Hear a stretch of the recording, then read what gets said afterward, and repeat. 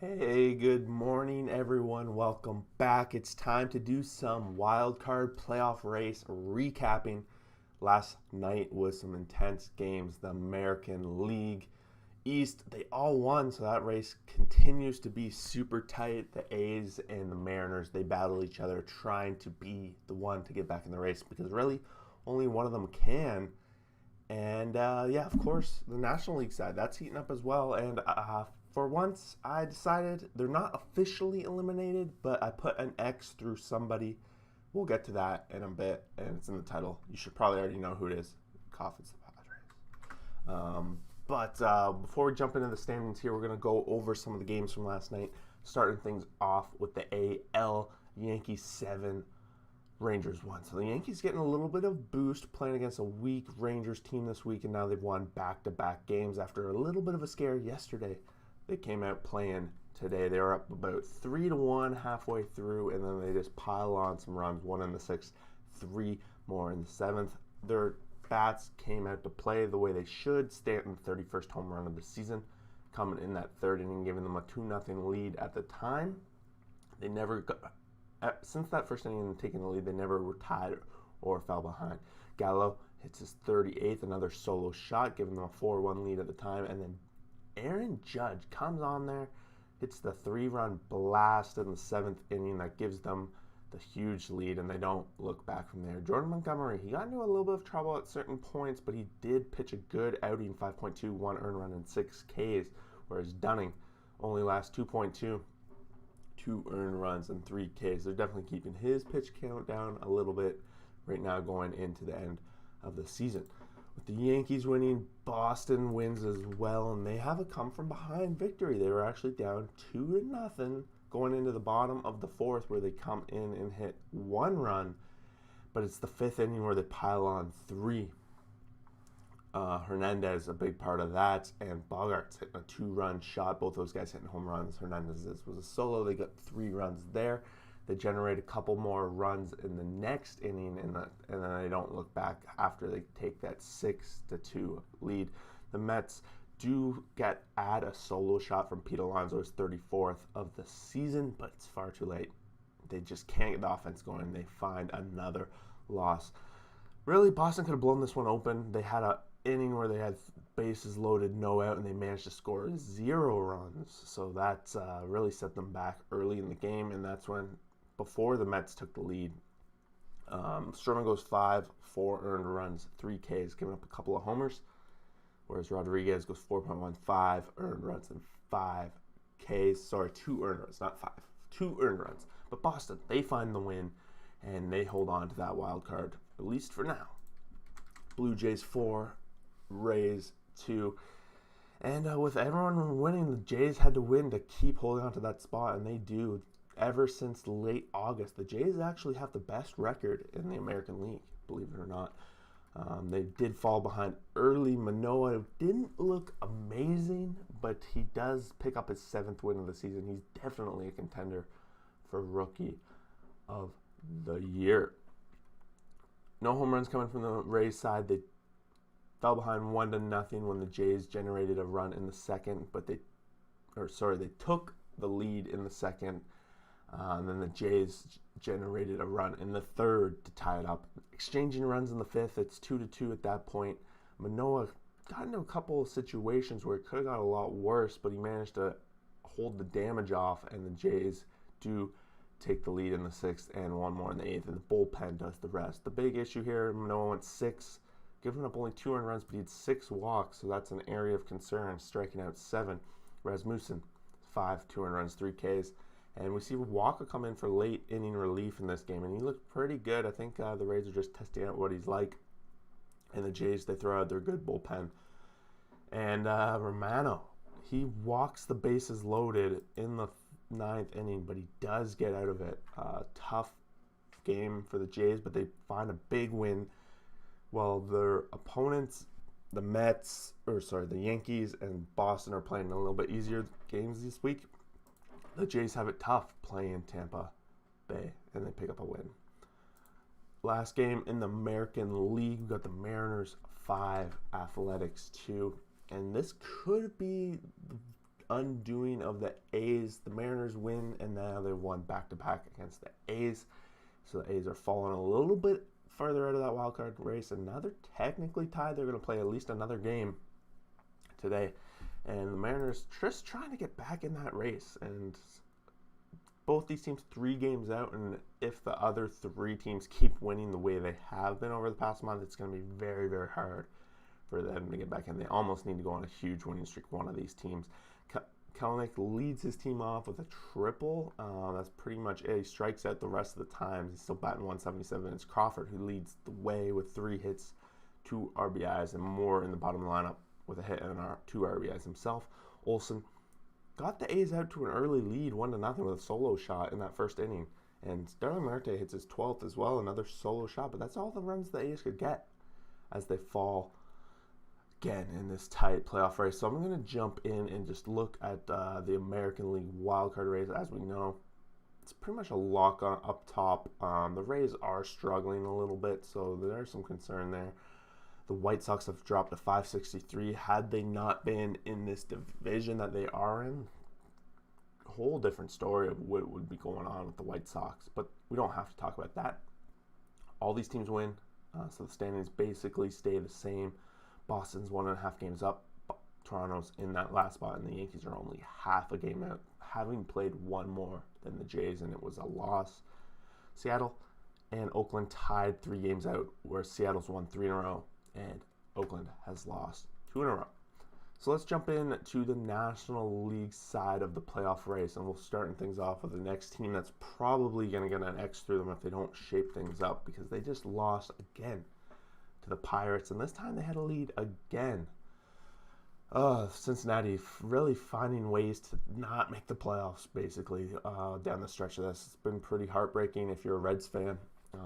They were up 2-1 about halfway through, going into the 5th inning, and then we see the Pirates put up 2 and take the lead, and they don't look back. They had 3 more in the 8th, and it's the 4th inning. Gamel, who hits a solo shot that only had 1 run for the Pirates. No home runs coming from the red side. Malley goes 4.1, 306 Ks in the loss with that home run.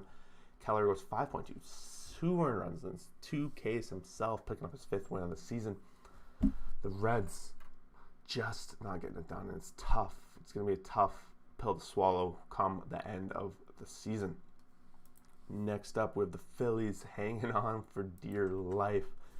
Orioles trying to ruin seasons, and they came close to it yesterday. Had the Phillies lost this one, could be very well them getting an extra name, but they didn't. And Baltimore was at 1-0. They just generated a run off Hayes hits. Realmuto, he's going to end up being the hero in this one with 2 hits, 2 RBIs. 2 of the RBIs coming in that 10th inning after they were tied 1-1 going to extras, and he hit a bases 2-run double that ended up being the walk-off for the Phillies. A big win for them to even remain in this race. And they do. They remain in the race. Cardinals 2, Brewers 1, and the Cardinals hanging on to that last playoff spot in the wild card race. And they're on a huge win streak. I believe it's up to 9. We'll check out when we look at the standings at the end. But they got out to a 1-0 lead early, just generating the run when Edman goes around and he scores off a leadoff hit for the team. It's a battle of the woods when Woodford for the Cardinals goes up against Woodruff of the Brewers. They exchange runs in the 8th when the bullpens are out there, but that's all low-scoring game. Cardinals get it done. Woodford goes 5-0 and runs 5 Ks, and then you see the Cardinals throw everything in the kitchen sink out of the bullpen, and it's Gallegos who picks up his 11th save of the season. Woodruff goes 6, 1 earned run, 10 Ks. He's going to get charged with the loss, even though that stat line's monster. He's going to get charged with it. Next up, Dodgers 5, Rockies 4. And these guys, of course, not playing for much. Division rivals. Rockies can basically play spoiler, but Dodgers still want to win. They want to win this division because that 1-game wild card, I'm going to say it every single day, is a scary, scary sight. Definitely if you're going to go up against a hot team like the Cardinals. Rockies were out 2-0 in the 4th. No home runs coming from either team, so there's kind of a bunch of 2s in this one. 2 runs in the 4th from the Rockies, then the 5th, the Dodgers tied up right in the next top, exchanging runs in the sixth. Both these teams hitting 2. Cron leads the way for the Rockies, 3 hits, 2 RBIs. And then on the other side, it was kind of spread out. Trey Turner had a multi-hit night, and Lux had a multi-hit night, but the RBIs were spread throughout the team. Urias goes 6, 4 runs, 5 Ks. Not a great outing for him. Definitely a situation when they got a win. Santazella goes 6, 4 runs, and 3 Ks. The Dodgers find a way to win this one in extras. It's Vesia who comes in, gets the complete close. Gratterall only doing 2 outs in that 10th inning. But they find the win, and that's what matters.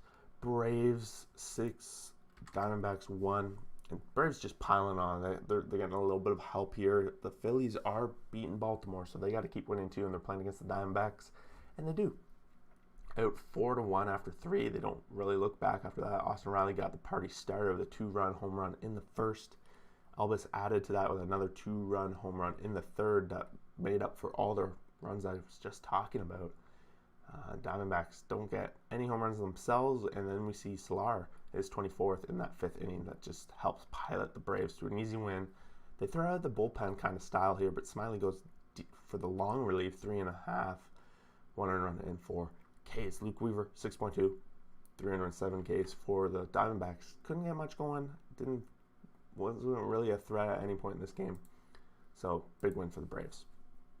Now moving along to the 6-5 win for the Giants. This one is, for me, put the nail in the Padres season. They had been out 4-1 after 3, and I'm thinking Dodgers already kind of on their way to winning. Possibly in the San Francisco's behind 4-1, could see a tie in the division, but nope. It's the Padres who falter down the stretch. Solo shot is the only one coming for the Giants in the 6th inning. They had already brought it within 1 at that point, 4-3, and by the time the 6th is done, we're tied 5-5, and it's the top of the 9th where the Giants add 1 more, and that's where you see the end of basically the Padres season. Machado had a 3-hit, 2 RBI night, but it's not enough, and you just see the Giants offense, 13 hits, multiple hits for multiple batters, and they find a big win. Gausman goes 4 runs, 3 Ks. Not a great outing for him. 3 home runs he gave up. Machado had a multi-home run night, both of them coming off Gausman.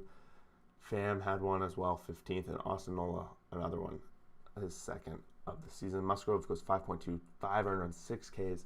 He had been spotted a good start, and he just couldn't get out of that 6th inning with the lead, and that led to a no decision for him. Part of the reason the Padres, we'll get to it in the standings. Let's go look at the National League standings.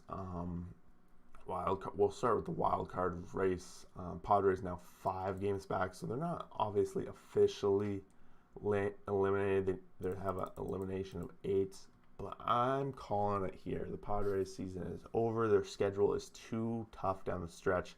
They got a series with the Dodgers. They got another series with the Giants after they play them again today.